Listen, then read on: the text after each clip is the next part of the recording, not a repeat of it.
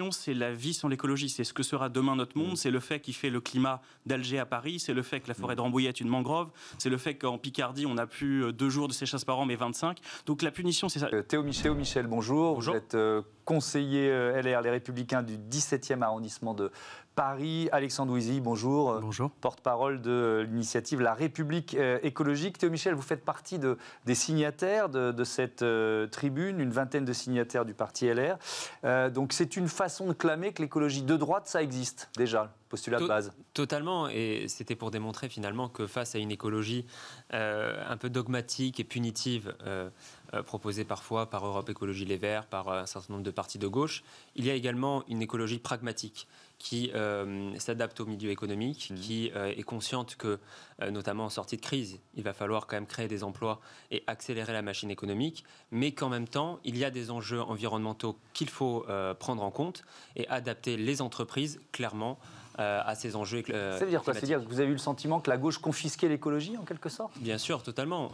Alors que finalement, les grandes avancées en matière écologique en France viennent de la droite, avec notamment le Grenelle de l'environnement sous Nicolas Sarkozy. Jacques Chirac a également été un précurseur dans ce domaine. Donc finalement, je pense que ça a été un sujet un peu abandonné par la droite et que nous sommes maintenant déterminés à le reprendre. Ouais. La République écologique, Alexandre Ouizy, c'est une initiative qui est portée par des femmes et des hommes de gauche. Entre autres, mais principalement. Mais quand vous entendez Théo Michel dire les grandes avancées sont venues de la droite. Bon, en fait, on ne se situe pas sur ce terrain-là. Je pense qu'il y a évidemment des débats, il y a des choses qui ont été faites par la droite, comme la Charte de l'environnement, mais il y a l'accord de Paris qui est signé sous la présidence de François Hollande, donc on ne se situe pas sur ce terrain-là. Je pense qu'on n'a jamais bâillonné personne et on n'a jamais empêché la droite de parler d'écologie. Comme le disait M. Michel, il y a peut-être eu aussi une absence de certains élus sur ce sujet. Non, nous, ce qu'on a voulu dire pour revenir à la notion de République écologique, parce qu'elle est importante pour nous, c'est le mariage de cette écologie et de l'histoire et du patrimoine républicain. Pour dire les choses simplement, l'écologie, c'est plus pour nous une politique parmi d'autres. C'est la matrice, le tamis auquel on passe toute l'action publique. Autrement dit, ça veut dire qu'il faut voir si telle ou telle politique a des effets sur l'abaissement du réchauffement climatique. Donc il faudrait presque supprimer un ministère de l'écologie pour qu'elle soit partout. Le ministère de l'écologie porte les sujets, c'est très important, mais en tout cas dans tous les ministères et dans tous les lieux de pouvoir, le Conseil d'État qui analyse les lois, il faut que l'écologie irrigue tous ces ministères et toutes ces politiques. Mais quand vous dites le cœur de la République écologique doit être la citoyenneté et non la figure étriquée du consommateur, ça veut dire quoi?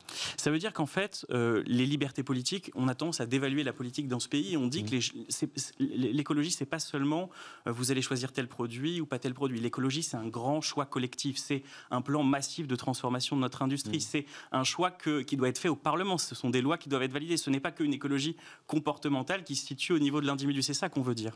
Alors, on va prendre des exemples concrets. Allez-y. J'aimerais rebondir sur ce que vous venez de dire. Justement, je pense que la grande différence entre l'écologie de gauche et l'écologie de droite, c'est que nous pensons que ça doit venir du privé et non pas non plus uniquement de la force publique. Notamment, on pourrait créer davantage de crédits d'impôt pour les entreprises pour investir massivement dans les énergies renouvelables. La croissance verte, c'est 150 000 emplois en France. Il y a à peu près 3,8 millions d'emplois verdissants, c'est-à-dire des emplois où l'écologie impacte justement ces emplois et où justement le rôle de l'État, c'est d'accompagner le secteur public et le secteur notamment privé, pour faciliter justement cette transition écologique, parce qu'on critique souvent les États-Unis par exemple ou la Chine en matière d'émissions de gaz à effet de serre, mais ce sont les premiers en matière d'investissement dans les énergies renouvelables et dans la transition écologique, et ça vient souvent du secteur privé. Alors, on peut rebondir sur cette question public-privé avec un exemple concret, le business de l'eau. Est-ce qu'il faut le laisser à des groupes privés ou le transférer à des régies publiques? Déjà aujourd'hui, en fait, les situations sont variables sur le territoire. Oui, il y a des endroits il y a les différents cas de figure. Où c'est des régies publiques, des endroits où c'est des entreprises privées qui travaillent. Alors, ça tombe mal parce que moi, quand je suis élu local dans les Hauts-de-France, il y a eu des graves problèmes, en fait, au moment où on a confié au secteur privé la qualité de l'eau. On a eu toute une ville qui est devenue malade, etc. Donc, soit c'est le secteur privé qui est fortement contrôlé par la puissance publique, soit c'est la puissance publique directement. Mais je pense qu'il n'y a pas de dogmatisme à avoir sur le sujet. En fait, c'est soit l'un soit l'autre, mais si c'est la puissance privée, évidemment que comme c'est une ressource essentielle, pour nous, on est dans l'ordre du bien public. Mais il y a des élus, plutôt des élus de gauche, qui disent qu'il faut se réapproprier la gestion de l'eau. Oui, si ça dysfonctionne sur leur territoire, je le comprends bien, et dans ce cas-là, évidemment qu'on peut passer en régie publique. Qu'est-ce que vous en pensez? Moi, je ne suis pas un expert de la... Non, mais c'est un cas concret. Bien sûr, c'est un cas concret. Moi, je pense que il faut voir de manière... Si vous dites que le privé fonctionne mieux, est-ce qu'il fonctionne mieux, par exemple, sur l'eau? Là, je pense qu'il faut voir au niveau local, comme vous le dites. Si, bien sûr, il y a des dysfonctionnements au niveau local, ça peut peut-être basculer dans une gestion privée, totalement. Moi, je suis évidemment favorable. Ouais. Qu'est-ce que vous entendez par l'écologie qui punit? Est-ce que, par exemple, les taxes, vous considérez que c'est l'écologie qui punit? Je commence avec Michel, puisque c'est dans sa tribune, et vous répondrez après. Moi, je pense qu'on l'a bien vu avec la crise des Gilets jaunes, par exemple, où on a mis une taxe, des surtaxes sur les carburants pour, soi-disant, combattre et lutter contre le réchauffement climatique. Je rappelle une chose, la France, c'est 0,9% des émissions de gaz à effet de serre dans le monde. Donc il ne faut pas que les Français subissent finalement ces problématiques climatiques mondiales par justement des taxes, des contraintes qui les pénalisent et qui ne sont pas forcément très efficaces. Parce qu'on voit très bien qu'une taxe sur les carburants, ça ne va pas faire diminuer les émissions de gaz à effet de serre. Les taxes, pour vous, c'est un levier de la transition, Alexis Poésie, ou pas? Pour nous, très clairement, l'écologie punitive, c'est un concept auquel on ne souscrit pas du tout. C'est-à-dire que ce qui est la punition... Est-ce que les taxes en font partie? Je vais venir. Je vous laisse développer. Mais la punition, c'est la vie sans l'écologie. C'est ce que sera demain notre monde. C'est le fait qu'il fait le climat d'Alger à Paris. C'est le fait que la forêt de Rambouillet est une mangrove. C'est le fait qu'en Picardie, on n'a plus 2 jours de sécheresse par an, mais 25. Donc la punition, c'est ça. Je vais venir directement à votre question. Et souvent, c'est le cache-texte quand même de parler. Les gens qui parlent d'écologie punitive, c'est le cache-texte du fait qu'ils ne veulent pas faire d'écologie du tout. Maintenant, la question qui est posée derrière ça, c'est celle de la règle écologique. Est-ce qu'il y a des endroits où il faut des règles écologiques? Et nous, on pense que oui. On pense que, par exemple, dire que lorsqu'il y a un substitut en train à 2 heures ou à 4 heures, par exemple, pour faire un voyage, on ne prend pas l'avion. L'avion ne doit pas être pris, doit être interdit. Donc on pense qu'il y a des règles écologiques. On peut considérer que c'est de l'écologie punitive ou coercitive, pour employer un autre mot, ça. Quand un pays se donne une loi à lui-même, ce n'est pas de la punition, c'est la liberté d'un pays de se donner une loi à lui-même. L'exemple de l'avion, par exemple. En termes de loi, moi j'aimerais quand même rappeler le délit d'écocide qui a été récemment adopté. Ça, c'est de l'écologie punitive. Déjà, ça ralentit la croissance économique et ça, les acteurs privés sont en désaccord avec ce crime d'écocide. Et deuxièmement, les associations, notamment de gauche, considèrent que ça ne va pas assez loin. Donc finalement, ce type d'écologie un peu dogmatique, punitive, satisfait ni les écolos un peu dogmatiques, ni le monde du business qui a fortement besoin de repartir. Mais attendez, juste sur là-dessus, c'est quand même un point très important. Il y a une association, Notre Affaire à tous, qui a lancé une pétition, qui a eu des millions de personnes qui ont souscrit pour dire qu'il y a un crime d'écocide. La loi dit qu'il y a un délit d'écocide lorsqu'il y a une intentionnalité. Donc elle ne va pas très loin. Elle dit lorsqu'il y a une intentionnalité, même pas une négligence, une intentionnalité d'une entreprise de nuire au climat, il y a un délit général d'écocide qui est installé. Donc on est au minimum, minimandiste de ce qu'on peut faire.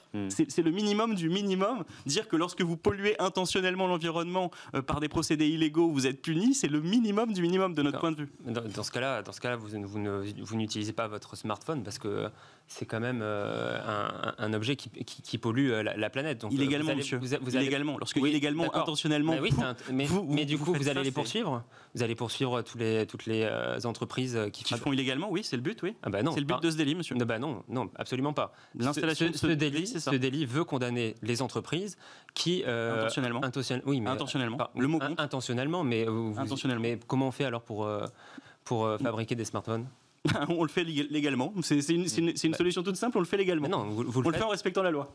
Non, mais monsieur, on ne le fait pas légalement. Si. Non, mais on ne le fait pas légalement. Si. Je suis désolé. Bon. Mais quand on voit très bien que ce crime d'écocide, moi je suis juriste, je ne sais pas comment vous allez qualifier de manière illégale une fabrication, une atteinte à l'environnement. Je ne sais pas. En tout cas, excusez-moi, je suis juriste, j'attends de voir les procès. Moi j'ai un site chimique dans ma ville, si tout d'un coup ils balancent à la rivière et dans l'Oise l'ensemble de leur production, l'ensemble de leurs déchets, évidemment ce sera illégal. C'est simple en fait. Et c'est ça justement l'écologie dogmatique, ça ne se produira pas dans la réalité. On a compris vos arguments à l'un et l'autre sur le crime d'écocide. Je voudrais avancer, ouvrir un autre thème, c'est le nucléaire, l'abandon progressif du nucléaire par étapes, etc. Pour vous, c'est de l'idéologie ?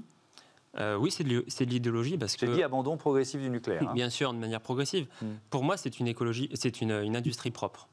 Moi, je suis favorable notamment à la production de voitures électriques. Par exemple, en Australie, 80% de l'industrie, de l'énergie est fabriquée via du charbon. Or, une voiture électrique, par exemple, qui roule sur le sol australien, va émettre forcément énormément d'émissions de gaz à effet de serre. En France, grâce au nucléaire, 80% ou 75% de l'énergie est fabriquée par une énergie propre. C'est un argument qu'on peut entendre dans la perspective de l'électrification massive. Exactement. Qu'est-ce que vous répondez? Il reste moins d'une minute. Oui.